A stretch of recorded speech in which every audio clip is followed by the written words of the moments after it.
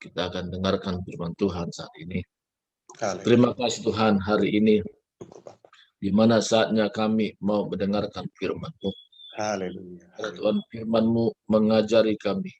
Amin, amin. Kami hidup sepadan, hidup sesuai dengan arahan firman-Mu Tuhan. Haleluya. Kami tahu dalam dunia ini, kami hidup sementara. Tetapi Tuhan berikan kami kesempatan lewat firman-Mu, sehingga kami memahami maksud dan rencana-Mu atas kehidupan kami. Dan pagi ini adalah pagi yang bersuka cita, pagi sukaria bagi kami. Sehingga kami Tuhan, dalam hidup yang sekarang ini Engkau berikan kesempatan. Hidup dengan penuh damai sejahtera. Hidup dengan penuh sukacita. Hidup yang penuh berkemenangan. Karena Tuhan sudah buktikan kemenangan itu total, di mana kami Tuhan melihat Tuhan kerjakan secara alam roh bahwa kuasa iblis sudah dikalahkan. Amin, amin. Hari ini biarlah firman-Mu juga Tuhan memberikan kami inspirasi, memberikan kami pencerahan bagaimana kami hidup di hadapan-Mu. Terpuji nama Tuhan. Dalam Yesus yang berdoa, haleluya. Amin. Pagi semua, pagi Pak Ayub. Lalu hari ini Pak Perdosi permisi kemarin, dia tidak hadir ya karena ada satu peraturan dari tempat dia ibadah selama ini, dia seperti setengah dipaksakan harus hadir ya. Karena rupanya ya ada juga bantuan-bantuan ya dari tempat dia ibadah selama ini ya, berupa beras dan lainnya ya, itu nggak bisa kan. Nah itulah alasannya, karena seperti dia dipaksakan untuk boleh hadir, mungkin kalau tidak hadir ya mungkin itu bantuan itu terhenti, kira begitulah kira-kira bahasa singkatnya ya. Jadi saya memaklumin kondisinya ya, kalau memang itu menjadi apanya nggak masalah, maka saya bilang ya Bapak mengambil keputusan ya, sehingga ya apa yang Bapak putuskan itu sungguh baik. Tapi dia bilang cuman sekali ini aja mungkin Pak Pendeta, mungkin berikutnya saya gabung lagi. Nah kira itu. Dan hari ini kita ada beberapa orang, istri saya juga ikut, cuman saya nggak tampilkan videonya.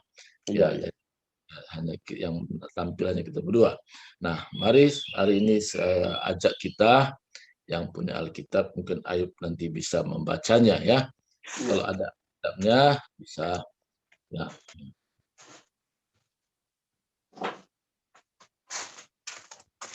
Jadi kita dua ayat saja, 2 ayat kita baca hari ini. Menjadi ayat pedoman kita dalam surat Paulus ya. Di Kolose pasal yang ketiga. Kolose pasal yang ketiga ayat 23 dan 24.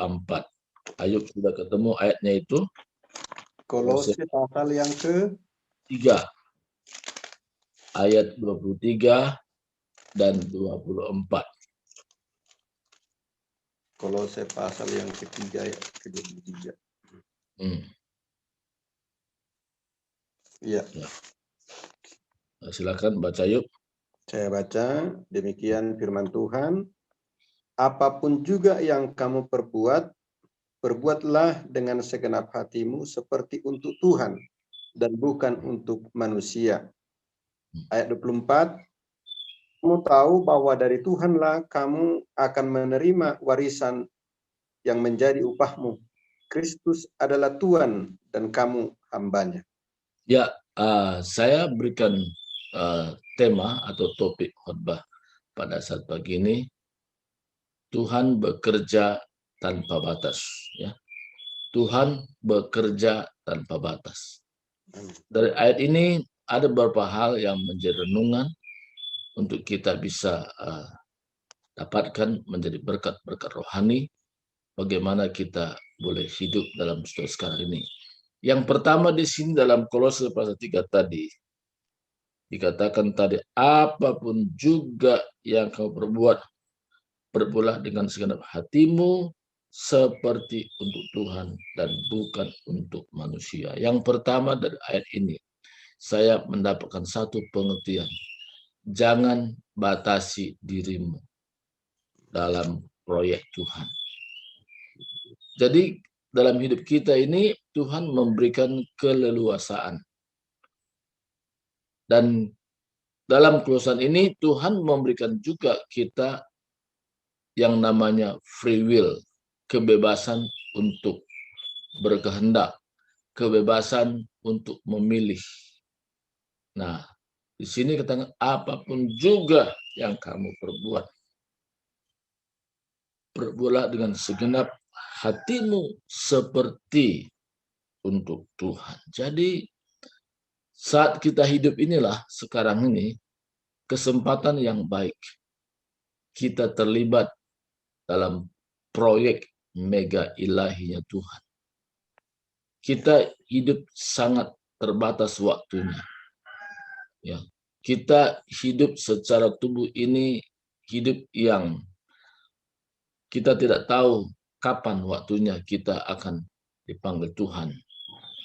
Tapi waktu sekarang kita hidup ini, kita berdoa, Tuhan, biarlah hidupku berarti, hidupku berdampak bagi setiap orang yang tinggal di mana di lingkungan saya ada. Nah, itu kita buat statement seperti itu. Karena kita sangat-sangat menyadari bahwa kita itu adalah pilihan Tuhan secara khusus. Ketika kita menyadari bahwa Tuhan sudah memilih kita khusus. Karena Tuhan katakan, bukan kamu yang memilih aku, tetapi akulah memilih kamu supaya kamu pergi menghasilkan buah dan buahmu itu tetap. Jadi dari ayat ini kita bisa mengambil secara singkat. Ketika kita berkata, inilah hidupku Tuhan, inilah keadaanku Tuhan, inilah situasiku Tuhan, tapi aku punya komitmen bahwa apa saja aku perbuat dengan segenap hatiku untuk Tuhan. Karena ada proyek Tuhan yang besar yang saya terlibat di dalamnya. Jadi kalau kita memahami ini, kita mulai memberikan leluasa Tuhan bekerja di dalam diri kita. Kita memberikan kebebasan Tuhan bekerja dalam diri kita. Jadi bukan Tuhan tidak berkuasa, tapi kadang-kadang manusia membatasi dirinya, Tuhan bekerja. Dan hari ini Tuhan ingatkan kepada kita melalui firman-Nya. Jangan membuat batasan dalam diri kita. Ketika kita mau terlibat dalam proyek mega ilahinya Tuhan. Tuhan akan dahsyat bekerja memakai kita sesuai dengan kehendak dan rencananya. Nah, hari ini pertama kita harus komitmen dan berkata kepada Tuhan.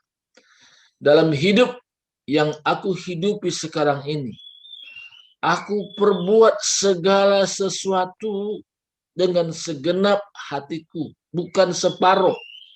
Ya, bukan 20%, tapi segenap artinya sepenuh hati. Aku berbuat untuk Tuhan, bukan untuk manusia. Kenapa sangat penting kita pahami firman Tuhan ini? Ada sebagian kecewa dalam hidupnya karena dia tidak menempatkan diri apapun dia perbuat itu untuk Tuhan. Tapi dianggapnya untuk seseorang, untuk manusia. Ketika manusia ini yang dia tolong, yang dia bantu, tidak mengucapkan terima kasih, tidak ada kata-kata syukur kepadanya, dia kecewa. Dan dia berkata, aku sudah tolong dia, aku sudah bantu dia, tapi dia nggak pernah berterima kasih dan kecewa. Tapi hari ini Tuhan ingatkan kepada saya dan kita semua. jangan pernah berbuat sesuatu itu untuk manusia.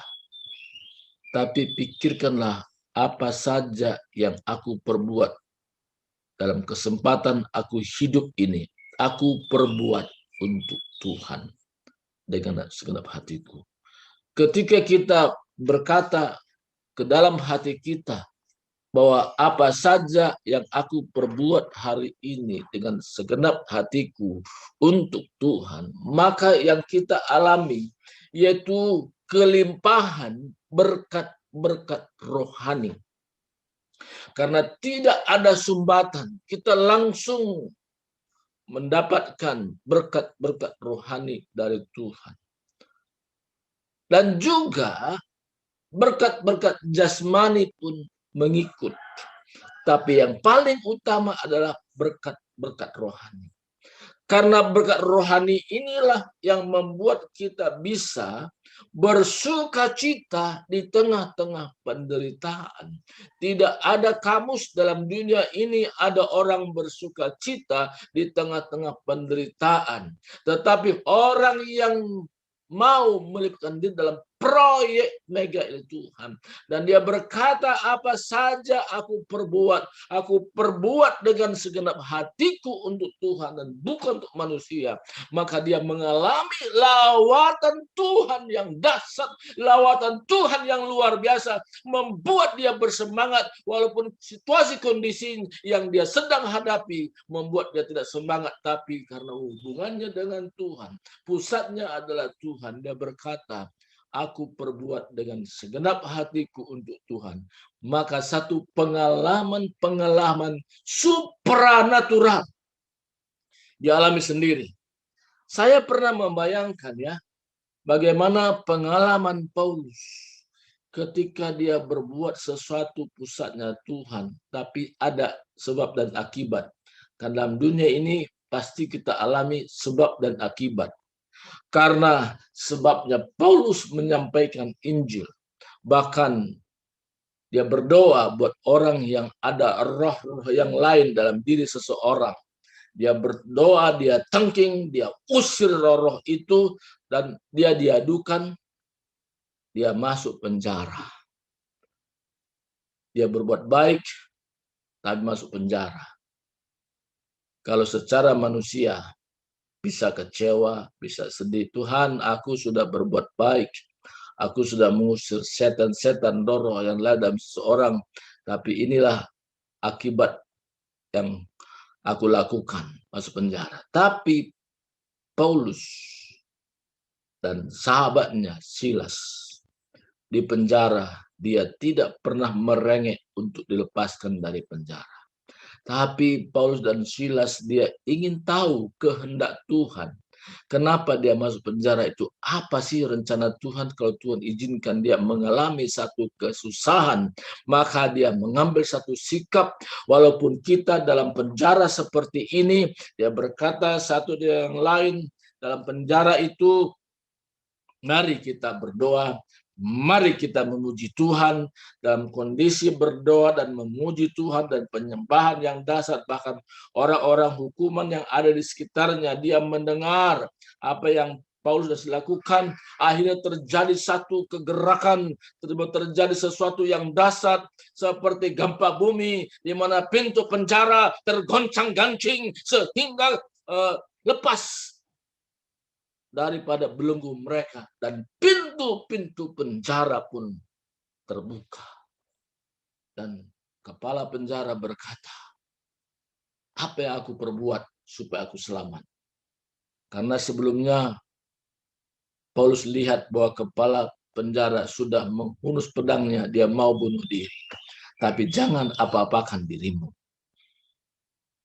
Saudaraku, saya seperti melihat secara alam roh bagaimana kepala penjara ini tersungkur di hadapan Paulus. Dan pada malam itu juga ada ibadah dadakan. Apa kata Paulus? Percayalah dengan segenap hatimu kepada Tuhan Yesus, maka engkau dan seisi rumah akan selamat. Ada penginjilan yang tidak dipikirkan sebelumnya, tidak pernah dikondisikan sebelumnya. Terjadi hal yang luar biasa. Itu peristiwa di mana pada zaman Kisah Para Rasul. Dan hal yang sama juga bisa terjadi pada zaman sekarang ini kalau kita berkata apa saja aku perbuat dengan segenap hatiku untuk Tuhan dan bukan untuk manusia, maka sesuatu pengalaman supranatural juga kita akan mengalami. Saya tahu hari ini walaupun kita hanya beberapa orang, tapi saya memiliki satu roh yang seperti membara. Roh yang semangat sekali, karena semangat saya ditentukan oleh karena saya mengalami satu pengalaman bagaimana hubungan dengan Tuhan saya pribadi, dan juga saya lihat kita hadir saat ini orang-orang yang sungguh-sungguh, orang yang betul-betul mengabdikan diri untuk dekat dengan Tuhan dan berkata, Tuhan inilah hidupku, aku hidup mau seturut dengan kehendak Tuhan. Dan itu membuat suasana hadirat Tuhan kita mengalami hari ini, karena hadirat Tuhan tidak ditentukan oleh karena banyaknya yang hadir, tetapi di mana kita memiliki hati yang rindu melekat dengan Tuhan, rindu agar kita dibenahi Tuhan melalui firman-Nya, dan ini membuat suasana hadirat Tuhan kita alami. Jadi hari ini pertama tadi, jangan pernah kita batasi Tuhan bekerja di dalam diri kita. Nah ini. Yang kedua apa dikatakan tadi? Apa saja yang kamu perbuat dengan segenap hatimu seperti untuk Tuhan dan bukan untuk manusia. Artinya dari ayat ini yang kedua, di mana kita benar-benar berkata bahwa Tuhanlah pusat dalam hidupku, bukan apa kata orang, bukan apa kata lingkungan, bukan apa kata tetangga, tapi apa kata Tuhan. Jadi saya hari ini bisa tegar di tengah-tengah situasi yang sukar, karena pedoman hidup dalam hidupku bukan apa kata orang, tapi apa kata Tuhan. Suatu ketika saya dengan istri pergi mengikuti satu kumpulan Marga Surbakti, ya. Marga Surbakti ada di Depok dan Jakarta, dan kami salah satu member anggota di sana. Dan istri saya dengan tiba-tiba berkata, nyeletuk, ini semua orang datang ini semua pakai mobil, tapi kita datang pakai sepeda motor. Nanti orang menilai, ya kere banget ini Pak Pendeta, tidak punya mobil, hanya motor. Saya langsung berkata kepada istri saya, Ibu Agnes, ada mama dengar orang bicara seperti itu? Iya, tapi mungkin pendapat orang begitu. Saya katakan, kita hidup tidak bergantung apa pendapat orang. Kita tergantung apa kata orang. Apalagi kita belum dengar, atau kita menciptakan perkataan orang seolah-olah berkata seperti itu. Tapi saya katakan kepada saya, jangan bergantung kepada apa kata orang. Bergantunglah apa kata Tuhan. Itu menjadi pedoman kita. Jadi kalau kita jadikan perkataan Tuhan menjadi pusat hidup kita, bisa kita mengalami satu pengalaman yang luar biasa, yang sebelumnya mungkin kita belum pernah alami hal seperti itu. Tapi Tuhan berikan kepada kita satu pengalaman yang baru, dan terus baru lagi, dan terus baru lagi. Maka kita akan tampil hidup di tengah-tengah dunia seperti sekarang ini yang orang serba bingung. Tapi orang yang pedoman hidupnya kepada firman Tuhan, apa kata Tuhan, dia tidak menjadi bingung. Tetapi disitulah kesempatan dia menyampaikan apa pesan Tuhan, apa kata Tuhan kepada orang-orang yang ada di sekitarnya. Ada amin? Nah, dan itu, saudara. Ini yang sangat penting kita perlu sadari.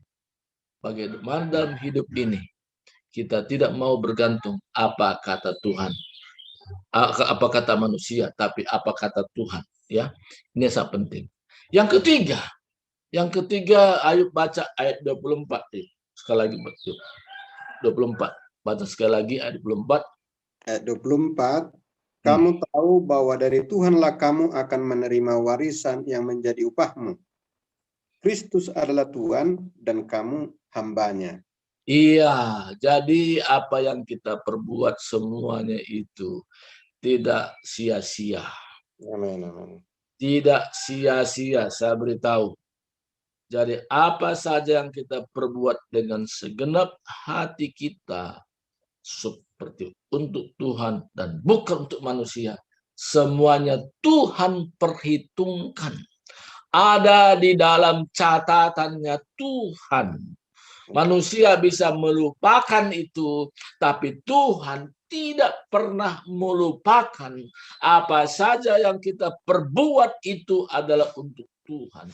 Karena Tuhan itu mencatat, bahkan air mata kita pun Tuhan tampung dalam kirbatnya sendiri sebagai alasan-alasan kenapa kita bisa menangis. Apa makna air mata yang kita cucurkan? Itu semua ada di dalam catatan Tuhan. Ada dalam kirbatnya Tuhan. Air mata kita tidak terbuang dengan sia-sia. Dan hari ini ada 3 hal yang kita perlu sadari. Pertama, jangan pernah kita membuat batasan dalam hidup kita. Apa yang Tuhan mau kerjakan dalam diri kita. Dan kita berkata, Tuhan, biarlah hidupku seturut dengan kehendak-Mu, Tuhan.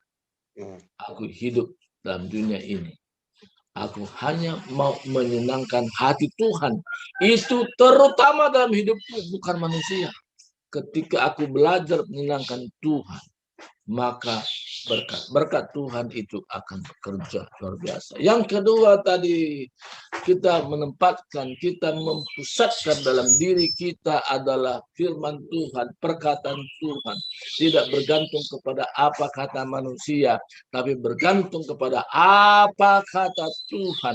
Maka betapa pentingnya kita secara pribadi, apa kita waktu duduk, atau waktu berbaring, atau waktu berdiri, atau waktu berjalan, atau waktu dalam mengerjakan sesuatu, tapi roh kita connect, roh kita nyambung, roh kita berhubungan seperti orang bertelepon dalam hidup ini, karena hubungan kita dengan Tuhan bukan hubungan secara tubuh jasmani, tapi hubungan roh. Ada kesatuan roh, unity in the spirit, membuat hidup kita selalu bergairah dalam apapun situasinya, membuat kita semangat, karena semangat itu kita dapatkan karena ada hubungan pribadi dengan Tuhan, connect dengan surga.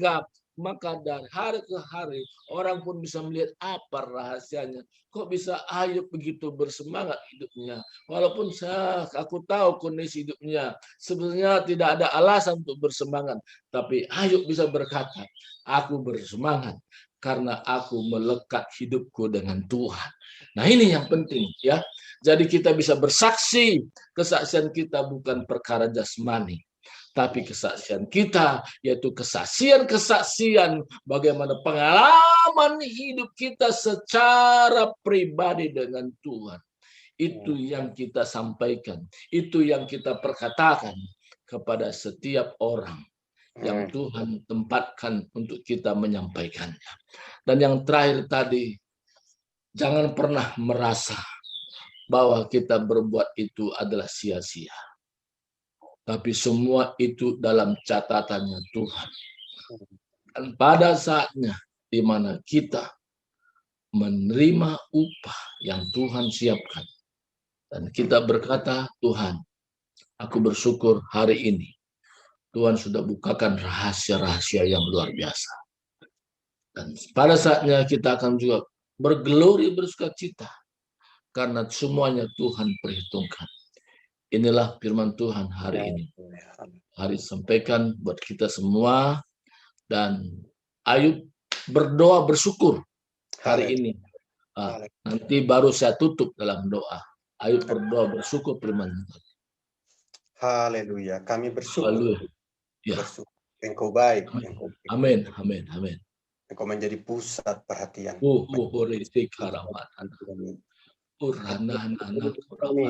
Dunia yang setia, yang panen.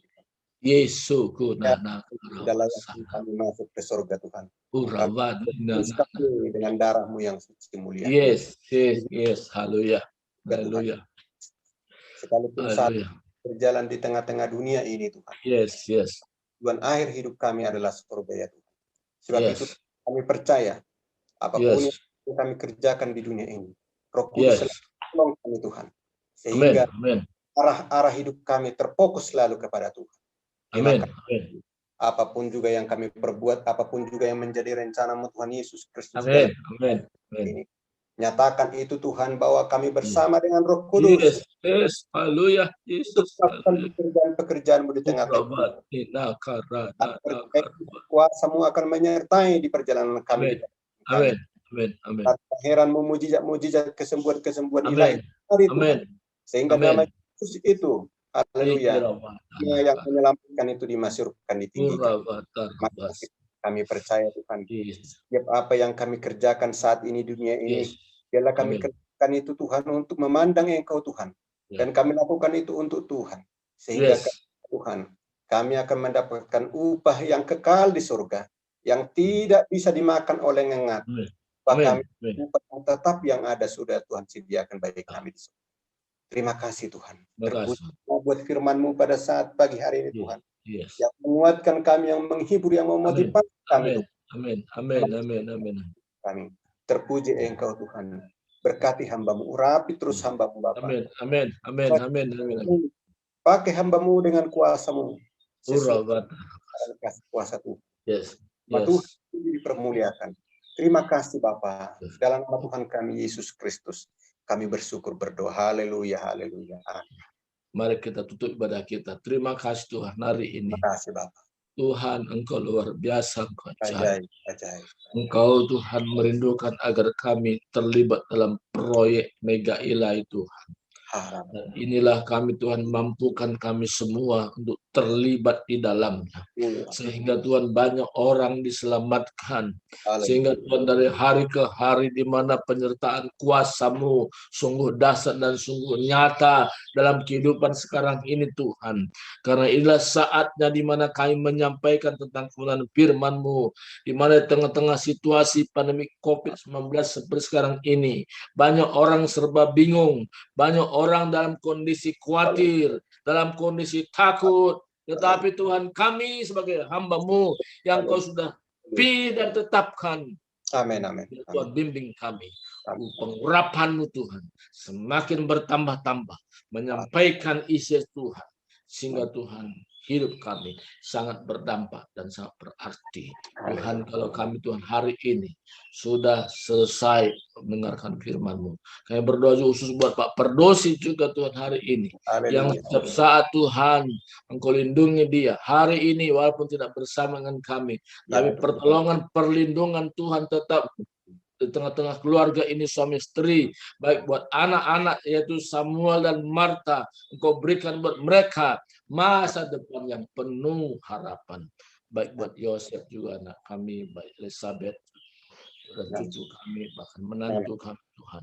Engkau campur tangan juga buat mereka, supaya mereka juga Tuhan tetap mengerti, memahami rahasia kebenaran firman-Mu yang hari ini di mana kami sama-sama sudah mendengarkannya. Biarlah Tuhan dan terus-menerus Engkau kerjakan, sehingga kami Tuhan menjadi gereja yang misioner, gereja yang menyampaikan maksud dan isi hati Tuhan dari hari ke hari. Semangat yang bertambah-tambah, semangat yang luar biasa, seperti api yang menyala dan tidak bisa dipadamkan. Dan kondisi apapun Tuhan, di mana kami tetap berglori, kami tetap bersuka cita, kami mendapatkan itu semua dari surga. Terima kasih Tuhan.